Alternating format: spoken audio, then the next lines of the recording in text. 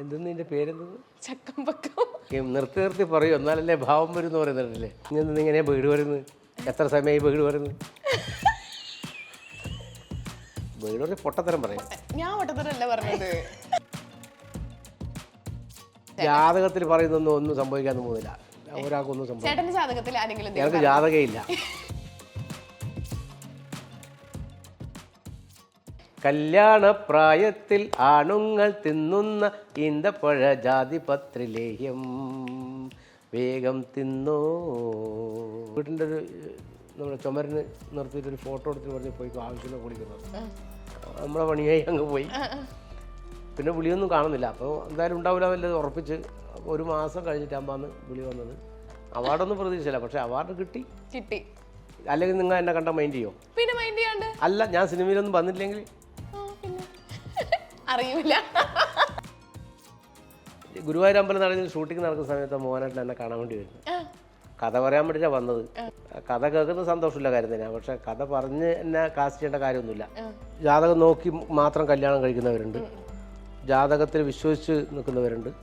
പക്ഷെ ഇതൊന്നും അല്ല. അതിനേക്കാൾ നോക്കേണ്ടത് ബ്ലഡ് ഗ്രൂപ്പാണ് എന്നാണ് അല്ലേ? ജാതകം നോക്കുന്നതിനേക്കാൾ കൂടുതൽ നോക്കേണ്ടത് ബ്ലഡ് ഗ്രൂപ്പാണ് നോക്കേണ്ടത്. പ്രിയദർശൻ സാറ് വിളിച്ചിരുന്നു.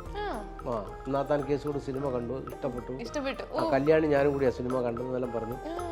അപ്പോൾ അടുത്തൊരു സിനിമയിൽ എന്തായാലും വിളിക്കും എന്ന് പറഞ്ഞു. ഞാൻ അത്ര സീരിയസ് ആയിട്ട് എടുത്തില്ല. ഗുരുവായൂർ അമ്പലം നടയുന്നില്ല സിനിമയിലേക്ക് അടുത്ത കോള് വരുന്നത്. പക്ഷെ ചേട്ടൻ അഭിനയിച്ചിട്ടുള്ള മിക്ക സിനിമ ഹിറ്റാണ്. നല്ലോണം പറഞ്ഞോ, നമുക്ക് ഗുണം ചെയ്യും.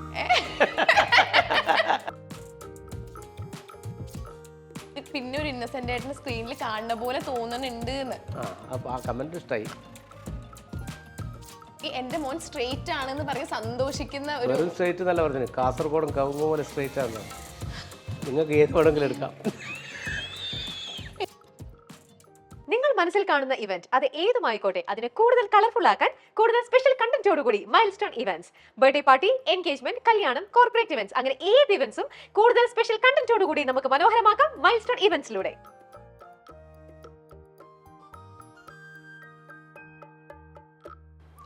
അമ്പലപ്പുഴെ ഉണ്ണിക്കണ്ണനോടു നീ എന്തു പരിഭവം മെല്ലെ ഓതിടുന്നു.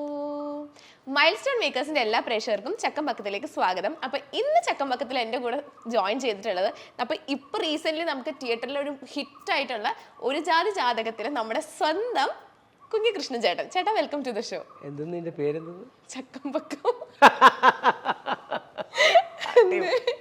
ചോദിച്ച് നിർത്തി നിർത്തി പറയൂ, എന്നാലല്ലേ ഭാവം വരും എന്ന് പറയുന്നുണ്ടല്ലേ. ആണോ?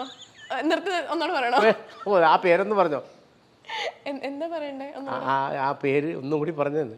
ചേട്ടന്റെ പേരോ? അല്ല, എന്റെ പേര് കറക്റ്റ്. ഓക്കെ, ചക്കമ്പക്കം. ഓക്കെ ഓക്കെ ചേട്ടാ, അപ്പൊ നമ്മുടെ ഒരു ജാതി ജാതകം ഭയങ്കര ഹിറ്റ് ആണല്ലോ, എന്ത് തോന്നുന്നു? സന്തോഷം. ജയേഷ് മാത്രല്ല, ജയേഷിനെക്കാട്ടിലും ഹിറ്റ് എനിക്ക് തോന്നുന്നു ജയേഷിന്റെ അച്ഛനാന്ന് തോന്നുന്നു.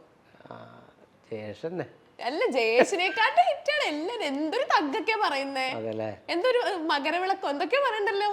മകരവിളക്ക് കണ്ട എവിടെന്ന് കിട്ടി? അപ്പൊ അതിനകത്ത് ചേട്ടൻ ഒരു പാട്ട് പാടുന്നുണ്ടായിരുന്നല്ലോ, കല്യാണ പ്രായത്തിൽ. ആ പാട്ട് തന്നെ പാടാൻ പറ്റുമോ? പാട്ട് പാടാൻ അറിയില്ലെങ്കിൽ പാടാം. ഓക്കെ. കല്യാണപ്രായത്തിൽ ആണുങ്ങൾ തിന്നുന്ന ഈന്തപ്പഴ ജാതിപത്രിലേഹ്യം വേഗം തിന്നോ. അടിപൊളി. ഓക്കെ. അപ്പം ചേട്ടനെ സംബന്ധിച്ചിടത്തോളം ഇപ്പം കൈവെക്കുന്ന എല്ലാ സിനിമയും വൻ ഹിറ്റാണ്. ആദ്യം നമ്മുടെ എന്നാ താൻ കേസ് കൂടെ, അതിനകത്ത് എനിക്ക് തോന്നുന്നു ഭയങ്കര പെർഫോമൻസ്, ഏറ്റവും കൂടുതൽ അപ്രീസിയേഷൻ കിട്ടിയിട്ടുള്ള ഒരു വേഷമായിരുന്നല്ലേ അത്? ആദ്യമായിട്ട് അഭിനയിച്ചൊരു സിനിമയല്ലേ, അപ്പോൾ ആളുകൾ അങ്ങനെ പ്രതീക്ഷിക്കുന്നില്ല, ഇങ്ങനെ ഒരു ആളെ സിനിമയിൽ പ്രതീക്ഷിക്കുന്നില്ല. പെട്ടെന്ന് ഇങ്ങനെ ഒരാളെ കാണുന്നു, അത് നന്നായി എന്ന് പറയുമ്പോൾ ഉണ്ടാവുന്നൊരു സന്തോഷമില്ലേ.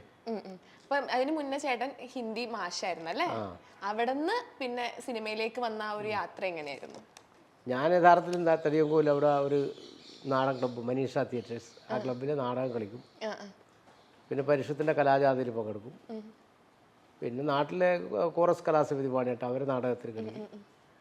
അങ്ങനെ എല്ലാ ദിവസവും നാടകമല്ല, തെരുവ് നാടകമാണ് ഏറ്റവും പ്രധാനപ്പെട്ടത്. തെരുവ് നാടകം എന്ന് പറഞ്ഞാൽ ഒരു നാടകം സെറ്റ് ചെയ്താൽ, ഒരു ആഗസ്റ്റ് സെപ്റ്റംബർ നാടകം സെറ്റ് ചെയ്താൽ അത് ഒരു 10ഓ 20ഓ വേദികളിൽ നാടകം കളിക്കും. അതായത് മെയ് ആകുമ്പോഴത്തേക്ക് അത്രയും ദിവസം നാടകം കളിക്കും. അതായത് മിക്കവാറും ദിവസം നാടകത്തിന് വേദി ഉണ്ടാവും.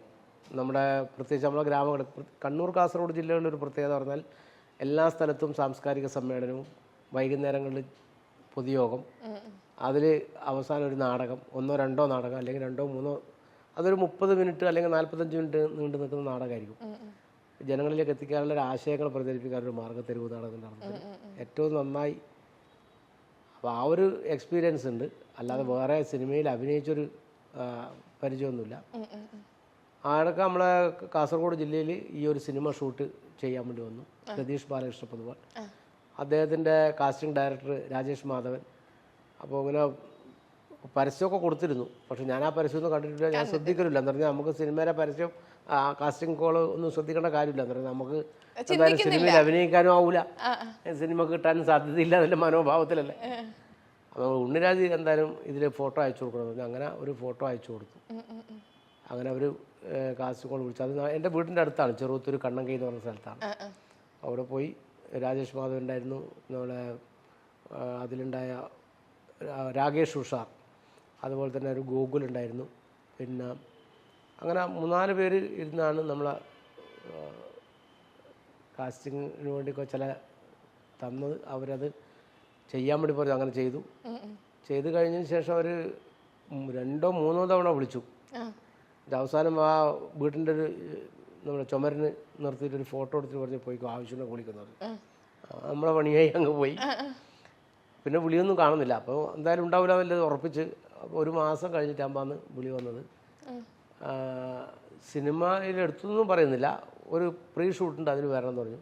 പ്രീ ഷൂട്ട് ഒക്കെ ആണെങ്കിൽ മാത്രമേ സിനിമയിലേക്ക് വിടൂ. അങ്ങനെ പ്രീ ഷൂട്ടിന് പോയപ്പോൾ തന്നെ ആദ്യം എന്നെ ഈ റോളിന് വേണ്ടിയിട്ടല്ല, ജഡ്ജിയുടെ റോളിന് വേണ്ടിയിട്ടല്ല എന്നെ ശരിക്കും പറഞ്ഞാൽ അവർ കാസ്റ്റ് ചെയ്തത്. ഏത് റോളിനായിരുന്നു? അതേതാണെന്ന് എന്നോട് പറഞ്ഞിട്ടില്ല.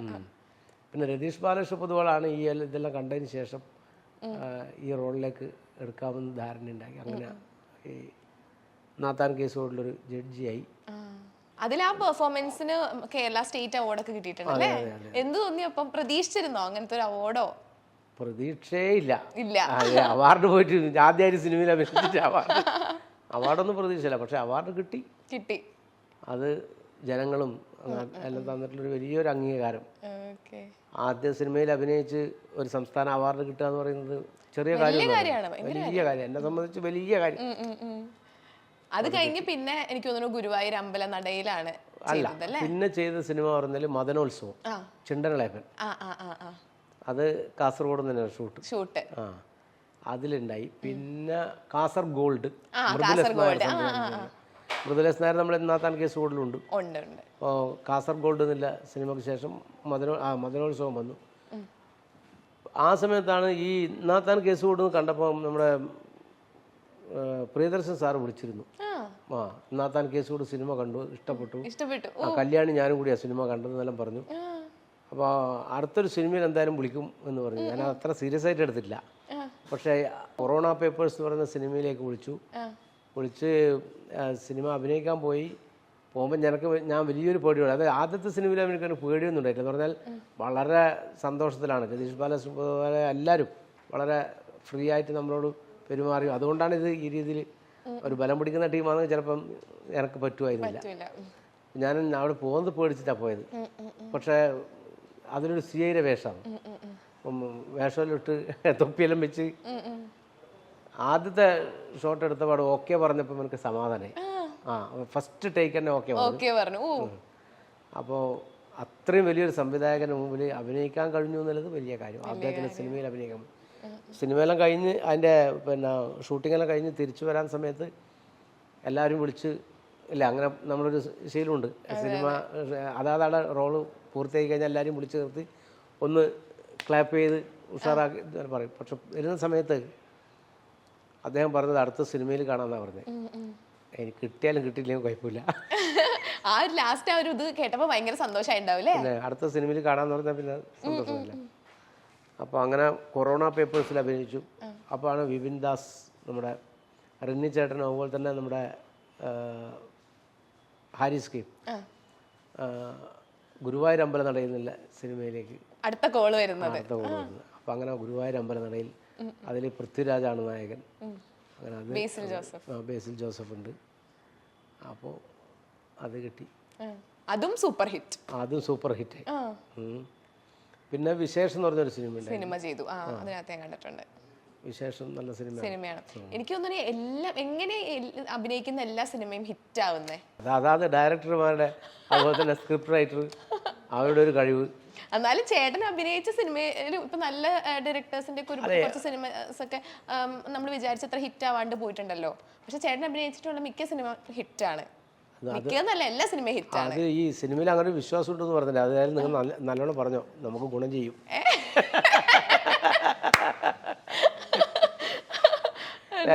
സാധാരണ അങ്ങനെ പറയലുണ്ട്.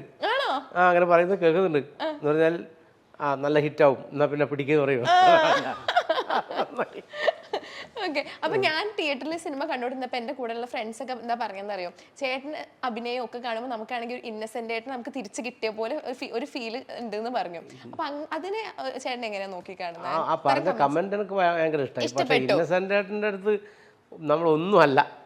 അതല്ല, ആ ഒരു നമുക്കൊരു പിന്നെ ഒരു ഇന്നസെന്റ് ആയിട്ട് സ്ക്രീനിൽ കാണുന്ന പോലെ തോന്നുന്നുണ്ട് എന്ന്. ആ കമന്റ് ഇഷ്ടമായി. ആദ്യമായിട്ടാണോ കേൾക്കുന്നത്? അല്ലല്ല, പല ആൾക്കാർ. അപ്പം അത് ചിലപ്പോൾ നമുക്കത് പോസിറ്റീവ് ആയിട്ട് കൊടുക്കാം, നെഗറ്റീവ് ആയിട്ട് കൊടുക്കാം. നെഗറ്റീവ് ആയിട്ടൊന്നുമല്ല. എന്ന് പറഞ്ഞാല് ആളുകളെ മനസ്സിൽ ഇന്നസെന്റ് ആയിട്ടുണ്ട്, ഇപ്പോഴും ഉണ്ട്. അദ്ദേഹത്തെ ആഗ്രഹിക്കുന്നില്ല. അപ്പോൾ ഇന്നസെന്റ് ആയിട്ടിന് പകരം വെക്കാൻ വേറൊരാളില്ല. അതൊരു യാഥാർത്ഥ്യമല്ലേ, ഒരാൾക്ക് പോകില്ല.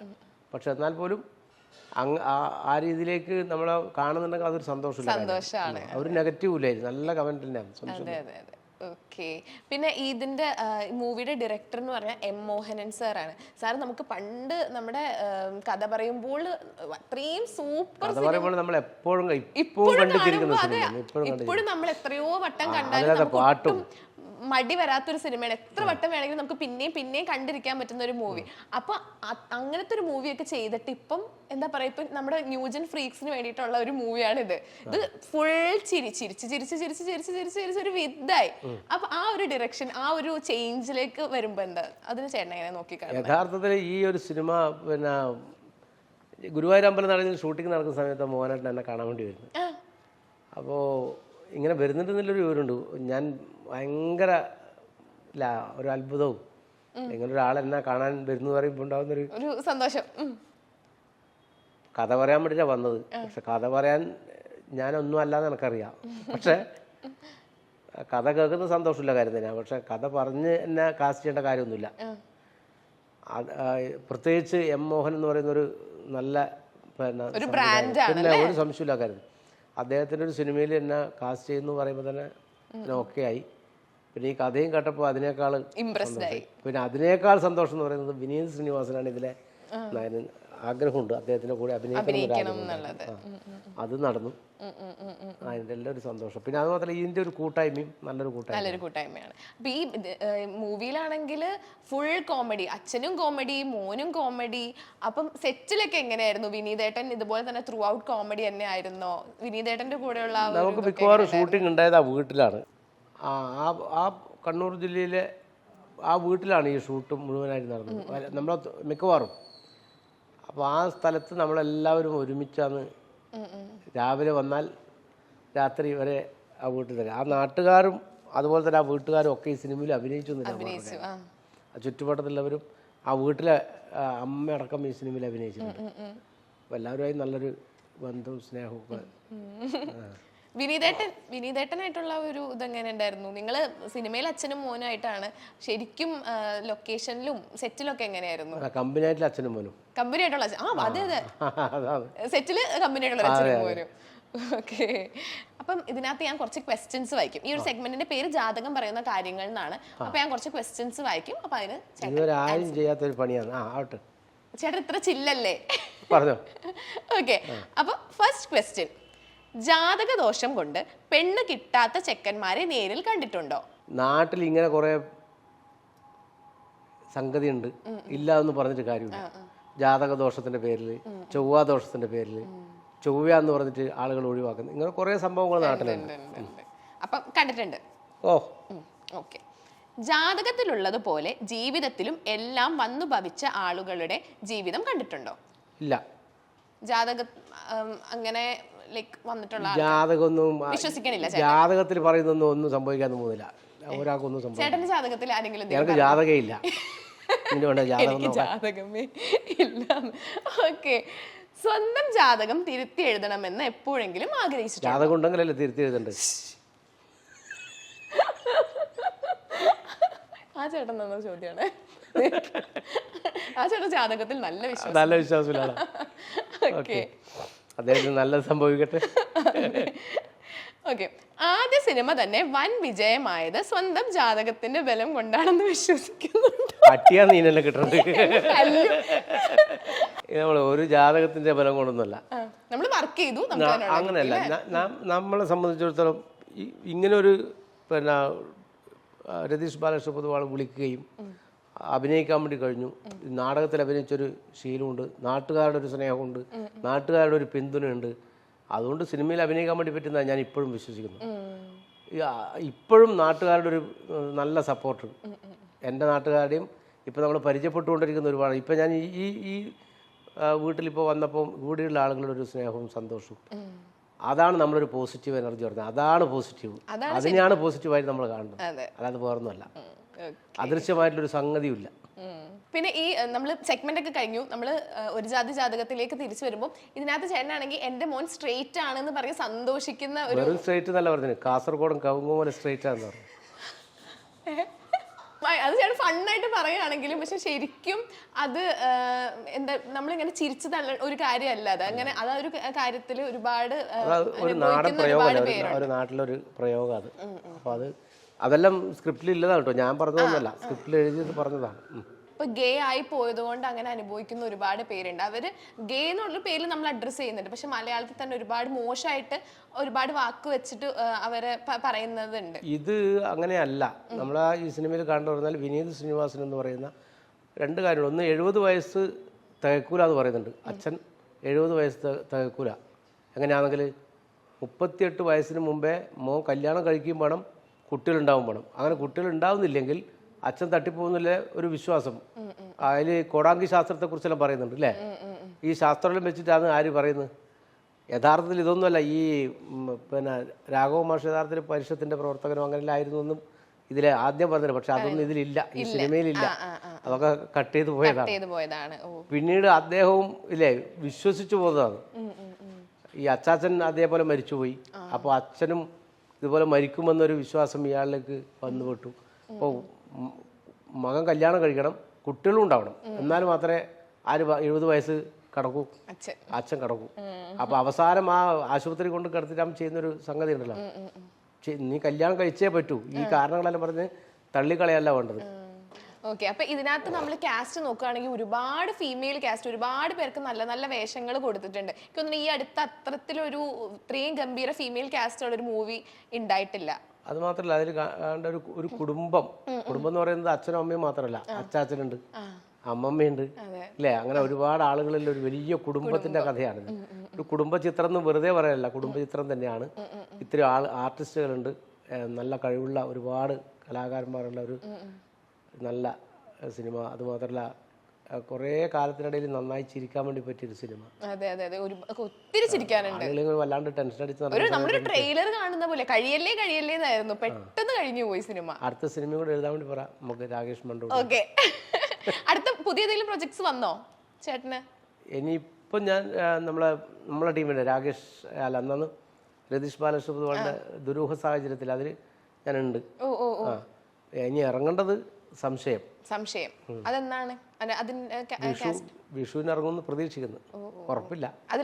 ഇതിപ്പോ ഉറപ്പിച്ചായിരുന്നു പറഞ്ഞാൽ നമ്മളെ മഹാസുബൈർക്ക് ഇത് ഓണത്തിന് റിലീസാകുമെന്ന് പറഞ്ഞത് നമ്മളെ സിനിമ.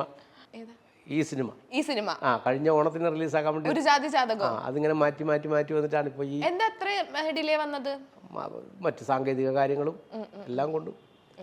പക്ഷെ ഇത് പെട്ടെന്നാണ്. ഇപ്പൊ ജനുവരി 19 പ്രഖ്യാപിച്ചു, 31 റിലീസായി. ഇങ്ങനെ ഒരു സംഭവം നടന്നിട്ടുണ്ടാവില്ല മലയാള സിനിമയിൽ. ചിലപ്പോൾ മാഷായിരുന്നല്ലോ. അപ്പം കുട്ടികളൊക്കെ കണ്ടോ സിനിമ? കണ്ടിട്ട് എന്താ അഭിപ്രായം? ഇഷ്ടം പോലെ എല്ലാവരും കാണുന്നുണ്ട്. ദിവസവും ഞമ്മ പോകുന്ന കൂട്ടത്തിലെല്ലാം നമ്മളെ മെസ്സേജ്, അതുപോലെ തന്നെ ആ ഒരു ഓഡിയോ എല്ലാം അയക്കുന്നുണ്ട്. കണ്ട ഒരുപാട് ആളുകൾ. അവര് എന്താ പറയുന്നേ? അവർക്ക് നന്നായിട്ട് ഇഷ്ടപ്പെട്ടു, നന്നായി ചിരിച്ചു. ഓക്കെ, അപ്പം ഒരു സെഗ്മെന്റ് എന്തായാലും പാളി. അപ്പൊ അടുത്ത സെഗ്മെന്റിലേക്ക് ഞാൻ ചേട്ടൻ പാളിക്കുന്നില്ല അല്ല ചേട്ടന്റെ ജാതകത്തിൽ വിശ്വാസമില്ലല്ലോ, അതുകൊണ്ടത് പാളി. ഇപ്പൊ നമുക്ക് അടുത്ത സെഗ്മെന്റിലേക്ക് പോവാം. ഈ സെഗ്മെന്റ് പാളാണ്ടിരിക്കാൻ ഞാൻ പ്രതീക്ഷിക്കുന്നു. ഓക്കെ, ഈ സെഗ്മെന്റിന്റെ പേരാണ് ചക്കംപക്കം. എന്റെ ഷോയുടെ പേര് ഇതാണ് യഥാർത്ഥ ചക്കംപക്കം. അപ്പൊ ഞാൻ ചേട്ടൻ്റെ അടുത്ത് കുറച്ച് ക്വസ്റ്റ്യൻസ് ചോദിക്കും. യെസ് ആണെങ്കിൽ യെസ്, നോ ആണെങ്കിൽ നോ. ഓക്കെ, അപ്പം നോ ആണെങ്കിൽ ഒരു പണിഷ്മെന്റ് ഉണ്ട്. ഓക്കെ, യെസ് ആണെങ്കിൽ പണിഷ്മെന്റ് ഇല്ല. Okay okay. ഫസ്റ്റ് ക്വസ്റ്റ്യൻ, നാടകത്തിൽ നിന്നും സിനിമയിലേക്ക് വന്നപ്പോൾ പലരുടെയും ബഹുമാനം കൂടി. എന്താ എന്താ ഏട്ടാ? നാട്ടിൽ നമ്മൾ നാടകത്തിൽ കളിച്ചാലും സിനിമയിൽ കളിച്ചാലും നാട്ടുകാർക്ക് നമ്മളൊരു സ്നേഹമുണ്ട്. അത് അന്നും ഉണ്ട് ഇന്നും ഉണ്ട്. ഇന്നുണ്ട്. അപ്പൊ യെസ് ആണ്, അല്ല നോ ആണ്. നിങ്ങൾക്ക് ഏത് വേണമെങ്കിലും എടുക്കാം. എനിക്ക് മനസ്സിലാവണ്ട ചേട്ടൻ പറയണേ. അതായത് സിനിമയിൽ വന്നൊരു പ്രത്യേകതയൊന്നുമില്ല. ഇല്ല, മനസ്സിലായില്ലേ? നാടകത്തിൽ കളിച്ചാലും നാട്ടിൽ കളിക്കുമ്പോൾ നമുക്ക് ഉണ്ടാവുന്നൊരു സ്നേഹവും ആളുകൾക്ക് അന്നും ഉണ്ട് ഇന്നും ഉണ്ട്. ഇപ്പൊ കൂടുതൽ ആൾക്കാർ തിരിച്ചറിയുന്നുണ്ട്. അല്ലെങ്കിൽ ഇപ്പം ഞാൻ എൻ്റെ നാട്ടിൽ ചിലപ്പോൾ ആ പഞ്ചായത്തിലോ അല്ലെങ്കിൽ തൊട്ടടുത്ത പഞ്ചായത്തിലോ അറിയുന്ന ഒരാൾ മാത്രമാണ്. പക്ഷെ ഇപ്പോൾ നിങ്ങളെ സംബന്ധിച്ച് നിങ്ങൾ ഇപ്പോൾ പറഞ്ഞിട്ടില്ല കണ്ടാൽ ആ എന്നൊരു ലോഹ്യം പറയുന്നുണ്ട്, ഒരു ചിരിക്കുകയും. അല്ലെങ്കിൽ നിങ്ങൾ എന്നെ കണ്ടാൽ മൈൻഡ് ചെയ്യോ? പിന്നെ മൈൻഡ് ചെയ്യാണ്ട് അല്ല, ഞാൻ സിനിമയിലൊന്നും വന്നിട്ടില്ലെങ്കിൽ പിന്നെ അറിയൂല. അപ്പൊ യെസ് ആണോ നോ ആണോ പറ? അന്നും ഇന്നും ഒരുപോലെയാണ്. അത് ഒരു പ്രശ്നമില്ല. അതായത് നമ്മൾ സ്നേഹം കൊടുത്താൽ നമുക്ക് തിരിച്ചു കിട്ടും. അത് സിനിമയിലല്ല, നാടകത്തിലായാലും എവിടെയായാലും. ഓക്കെ, പണിഷ്മെന്റ് കിട്ടാണ്ടിരിക്കാൻ വേണ്ടിയുള്ള സൈക്കോളജിക്കൽ മൂവ് എനിക്ക് മനസ്സിലായി. അടുത്ത ക്വസ്റ്റ്യൻ, അടുത്ത ചക്കം. സിനിമ എത്ര കാശ് കൊണ്ടുവന്നാലും നാടകം തന്നെയാണ് റിയലിസ്റ്റിക് ആക്ടിങ്. അതിനോട് യോജിക്കുന്നുണ്ടോ? നാടകം കളിക്കുക എന്ന് പറയുന്നത് നമ്മളെ സംബന്ധിച്ചിടത്തോളം അന്നും ഇന്നും ഒരു സന്തോഷമുള്ള കാര്യമാണ്. നാടകത്തിൻ്റെ ഒരു പ്രത്യേകത പറഞ്ഞാൽ 100, 200 അല്ലെങ്കിൽ 500 ആളുകൾ നമ്മുടെ മുന്നിലിരിക്കുന്നു, നമ്മൾ അവരോട് കണ്ണിൽ നോക്കി വർത്തമാനം പറയുന്നു. പക്ഷെ സിനിമ എന്ന് പറയുന്നത് ഈ ക്യാമറയുടെ മുന്നിൽ. അത് മാത്രമല്ല, നാടകത്തിലെ ഡയലോഗുകൾ വേണമെങ്കിൽ നമുക്ക് സ്റ്റേജിൽ അവതരിപ്പിക്കുന്ന സമയത്ത് ഒരു ഡയലോഗ് തെറ്റിപ്പോയാൽ പോയത് തന്നെയാണ്, പിന്നെ തിരിച്ചെടുക്കാൻ വേണ്ടി പറ്റും. പക്ഷെ സിനിമയിലാണെങ്കിൽ നമുക്കത് എന്ത് ചെയ്യാം, കട്ട് ചെയ്യാം, അടുത്ത ടേക്ക് എടുക്കാം, വീണ്ടും അത് മെച്ചപ്പെടുത്താം. അപ്പോൾ അതിൽ നിന്നൊക്കെ വ്യത്യസ്തമാണ് നാടകം അവതരിപ്പിക്കുക എന്ന് പറയുന്നത്. അപ്പോൾ ഈ സാമ്പത്തികമായിട്ടുള്ള കാര്യമൊന്നും ഞാനിപ്പോൾ പറയുന്നില്ല, അത് വേറൊരു അതിൻ്റെ ഒരു വശം.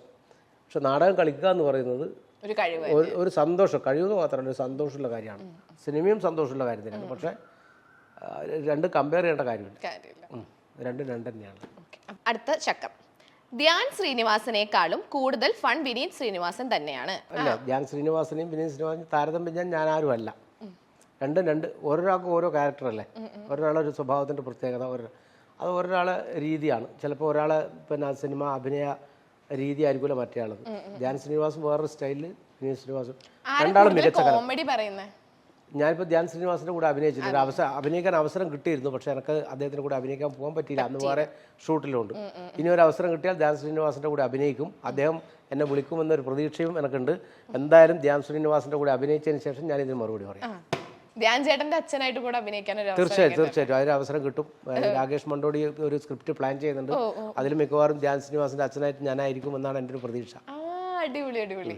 ഓക്കെ, അപ്പൊ ഇതിനുള്ള ഉത്തരം അപ്പൊ പറയൂ അല്ലേ? നമ്മൾ അടുത്ത ആ സിനിമയുടെ ഇന്റർവ്യൂ പറയാം.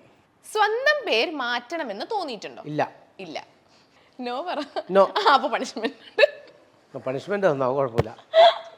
ഓക്കെ, കാസർഗോഡ് ഭാഷയിൽ സംസാരിക്കുക. ഇങ്ങനെ വീട് വരുന്നത് എത്ര സമയമായി വീട് വരുന്നത്?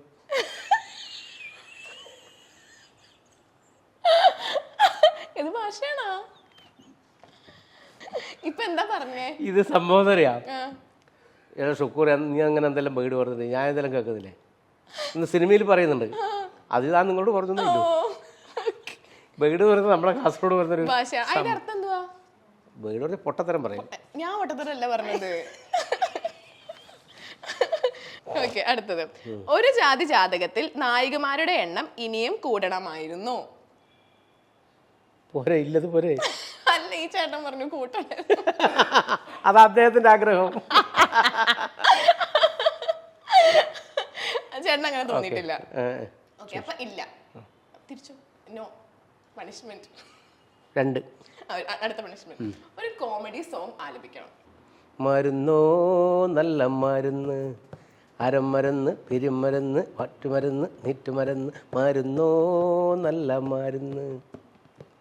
ഓക്കെ, അടുത്ത ചക്കം. ഒരു ജാതകത്തിൽ അഭിനയിച്ചപ്പോഴാണ് ഒരു ജാതകത്തിന് ഒരാളുടെ ജീവിതത്തിൽ എത്രത്തോളം ഇൻഫ്ലുവൻസ് ഉണ്ടെന്ന് മനസ്സിലായത്. ജാതകത്തിൽ ഇൻഫ്ലുവൻസ് ഉണ്ടാക്കേണ്ട ഒരു കാര്യമില്ല എന്നുള്ളതാണ്. ജാതകം എന്ന് പറയുന്ന ഒരു സംഭവത്തിനെ എൻ്റെ വ്യക്തിപരമായ അഭിപ്രായത്തിൽ ജാതകത്തിന് ഒരു സ്വാധീനം ഉണ്ടാക്കാൻ വേണ്ടി കഴിയും. പക്ഷേ ആളുകളുടെ വിശ്വാസമാണ് ഏറ്റവും പ്രധാനപ്പെട്ടത്. ഇപ്പോൾ ജാതകം നോക്കി മാത്രം കല്യാണം കഴിക്കുന്നവരുണ്ട്, ജാതകത്തിൽ വിശ്വസിച്ച് നിൽക്കുന്നവരുണ്ട്. പക്ഷെ ഇതൊന്നും അല്ല. ഈ സിനിമ നൽകുന്ന ഏറ്റവും വലിയ സന്ദേശം എന്ന് പറഞ്ഞാൽ മാനസികമായിട്ടുള്ള ഐക്യമാണ് ഏറ്റവും പ്രധാനം. അതിനേക്കാൾ നോക്കേണ്ടത് ബ്ലഡ് ഗ്രൂപ്പാണ് എന്നാണ് അല്ലേ? ജാതകം നോക്കുന്നതിനേക്കാൾ കൂടുതൽ നോക്കേണ്ടത് ബ്ലഡ് ഗ്രൂപ്പാണ് നോക്കേണ്ടത്. ആ ഒരു ശാസ്ത്ര സത്യമാണ് നമ്മൾ പറയേണ്ടത്. അല്ലാതെ എവിടെയോ ഇല്ല ചൊവ്വേനെ കുറിച്ചിട്ടും ചൊവ്വെന്ന് ഒരാളെ ഉപദ്രവിക്കാൻ വേണ്ടി വരില്ല അതിലാണ്. ചൊവ്വയെക്കുറിച്ചല്ല പറയേണ്ടത്, ജാതകത്തെക്കുറിച്ചല്ല പറയേണ്ടത്. ജാതകം ഒരാളെ ജീവിതത്തിൽ സ്വാധീനം ഉണ്ടാക്കാൻ വേണ്ടി കഴിയുന്ന ഒരു കാര്യമല്ല. അവസാനം പറയുന്നുണ്ടല്ലോ, കൊണ്ടുപോയി കത്തിച്ച് ചായ ഉണ്ടാക്കിയിട്ട് വാങ്ങും, അത് മതിയല്ലോ. അത് തന്നെയാണ് ഇപ്പൊ ജാതകത്തിൽ ഇപ്പോഴും വിശ്വസിച്ചിരിക്കണവരോട് പറയാനുള്ളത്. അതന്നെ, സംശയമൊന്നുമില്ല. ഓക്കെ, അടുത്തത് നാടകങ്ങൾ നന്നായി മിസ് ചെയ്യുന്നുണ്ട്. ഇനി നാടകം ഇനി ചെയ്യണം എന്നൊക്കെ ആഗ്രഹമുണ്ടോ? തീർച്ചയായിട്ടും. ഇനി ചെയ്യോ? ഓ, സംശയം എന്താ കാര്യത്തിൽ? ഞാനിപ്പോൾ ഈ ഒരു നാടകം ചെയ്യാൻ വേണ്ടി ഏകദേശം ഒരു അവസരം ഉണ്ടായിരുന്നു. പക്ഷേ ആ സമയത്ത് നാട്ടിൽ 30 ദിവസം വിജയരാഘോട്ടം സംവിധാനത്തിൽ ഒരു നാടകം ഉണ്ടായിരുന്നു, നമ്മളെ NN പിള്ള സ്മാരക കലാസമിതി കോറസ് മാണിയാട്ടിൻ്റെ. അപ്പോൾ അവരെന്നോട് പറഞ്ഞിരുന്നു പറ്റുമെന്ന്. അപ്പോൾ ആ സമയത്ത് ആ വിജയരാഘോട്ടൻ ലീവ് എടുത്തിട്ട് എല്ലാം മാറ്റി വെച്ചിട്ട് അത് അവിടെ വന്നു. പക്ഷേ ആ സമയത്ത് ഞാനൊരു സിനിമയുടെ ഭാഗമായി നിന്നു പോയതുകൊണ്ട് അതിൽ പങ്കെടുക്കാൻ വേണ്ടി. പക്ഷേ അല്ലെങ്കിൽ ഞാൻ എന്തായാലും ഇതിലിപ്പോൾ നമ്മളെ സിനിമയിൽ അഭിനയിച്ച രജിത മധു, അതുപോലെ തന്നെ നമ്മുടെ മിനി രാധൻ, ഇവരൊക്കെ നമ്മളെ കൂടെ നാടകത്തിൽ അഭിനയിച്ചവരാണ്. അപ്പോൾ നാടകം അഭിനയിക്കാൻ അവസരം കിട്ടിയ എന്തായാലും നാടകം ചെയ്യും. ചെയ്യും. ഓക്കെ, അപ്പൊ നമ്മളെ ഈ ഒരു സെഗ്മെന്റും കഴിഞ്ഞു. സന്തോഷായില്ലേ? സന്തോഷായി. ഓക്കെ, അപ്പം ഇപ്പൊ പ്രേക്ഷകരോട് എന്താ പറയാനുള്ളത്? ഇപ്പൊ നമ്മുടെ ഒരു ജാതകം ഇപ്പോഴും തിയേറ്ററിൽ അടിപൊളിയായിട്ട് ഓടിക്കൊണ്ടിരിക്കുകയാണ്. അപ്പം എന്താണ് പറയാനുള്ളത് പ്രേക്ഷകർ? ഒരു ജാതകം തിയേറ്ററിൽ പോയി കാണണം എന്നാണ് വിനീതമായ ഒരു അപേക്ഷ. എല്ലാവരും കാണണം, അഭിപ്രായങ്ങൾ പറയണം. എന്തായാലും ഇഷ്ടപ്പെടും. ചിരിക്കാനുള്ള വകയുള്ളൊരു സിനിമയാണ്, കാണണമെന്ന് പറയുന്നു. അതേപോലെ ഈ നമ്മുടെ എല്ലാ ടീമിനും, പ്രത്യേകിച്ച് ഈ സിനിമയുടെ മുന്നിലും പിന്നിലും ഒക്കെ, ഇപ്പോൾ ഈ കാണുന്ന നമ്മളൊക്കെ ആളുകൾ കാണും, പക്ഷേ ഇതിൻ്റെ പിന്നിൽ ഒരുപാട് ആളുകളുടെ കഷ്ടപ്പാടും, ഇതിൽ പിന്നെ ചായ കൊടുത്തു തന്നവർ, ഭക്ഷണം ഉണ്ടാക്കി തന്നവർ, ക്യാമറാമാൻമാർ, അതുപോലെ തന്നെ അതിൻ്റെ പിന്നിൽ ഒരുപാട് ആൾ, പിന്നെ മേക്കപ്പ് ആർട്ടിസ്റ്റുകൾ, കോസ്റ്റ്യൂമിൻ്റെ ഭാഗത്തുനിന്ന് പ്രവർത്തിച്ച ഒരുപാട് ആളുകളുണ്ട്. ഇതുമായി ബന്ധപ്പെട്ട് ഏകദേശം ഒരു 1-2 വർഷമായി ഇതിൻ്റെ പിറകിൽ ഓടി നടക്കുന്ന ഒരുപാട് ആളുകളുണ്ട്. അപ്പോൾ അവരൊന്നും നമുക്ക് ഈ ആളുകൾ കാണുന്നില്ല, പക്ഷെ നമ്മൾ മാത്രമേ കാണുന്നതിലാണ്. ഈ പിന്നിലുള്ള അധ്വാനം, കഷ്ടപ്പാട് ഒരുപാട്. അവർക്കെല്ലാം സിനിമയുടെ ഭാഗമായി പ്രവർത്തിച്ച എല്ലാവർക്കും ഒരുപാട് അഭിനന്ദനങ്ങൾ. എല്ലാവരും പേരിപ്പം നമുക്ക് പറയാൻ പറ്റില്ല. ഇപ്പം ജയേഷിനെ പോലെ ജയേഷിന്റെ അച്ഛനെയും സ്വീകരിച്ച പ്രേക്ഷകരുടെ സ്നേഹത്തിനോട് എന്താ പറയാ? അതാണ് ഞാൻ ആദ്യം മുതലേ പറഞ്ഞുകൊണ്ടിരിക്കുന്നത്. ആ സ്നേഹം തന്നെയാണ് നമുക്ക്. സിനിമ ഇതിൽ പറഞ്ഞില്ലേ, കൊറോണ കാലത്തൊരു കുഞ്ഞ് പറഞ്ഞിട്ട് ചിലവൾ റെഡിയാവും ചിലവൾ റെഡിയാവില്ല, എന്നാലും നമുക്കൊരു കുഴപ്പമില്ല പറഞ്ഞില്ലേ. അപ്പോൾ സിനിമ കിട്ടുന്നതും കിട്ടാതിരിക്കുന്നതും വേറെ കാര്യം. ഇത് നമുക്ക് എപ്പോഴും ബാക്കിയാവും, സ്നേഹം. അതെ. ഓക്കെ, അപ്പൊ ചേട്ടാ നമ്മൾ ഒരുപാട് വിശേഷങ്ങൾ പറഞ്ഞു. ഫുൾ തഗ്ഗായിരുന്നു. ഞാൻ എയറിലാണ്. ഓക്കെ ചേട്ടാ, എന്താ പറയാ, ഇനി നല്ല നല്ല വേഷങ്ങൾ ചെയ്യാൻ പറ്റട്ടെ, ഒരുപാട് നല്ല നല്ല സിനിമയുടെ ഭാഗമാവാൻ പറ്റട്ടെ എന്ന് ആശംസിക്കുന്നു. Thank you. സന്തോഷം. ഓക്കെ.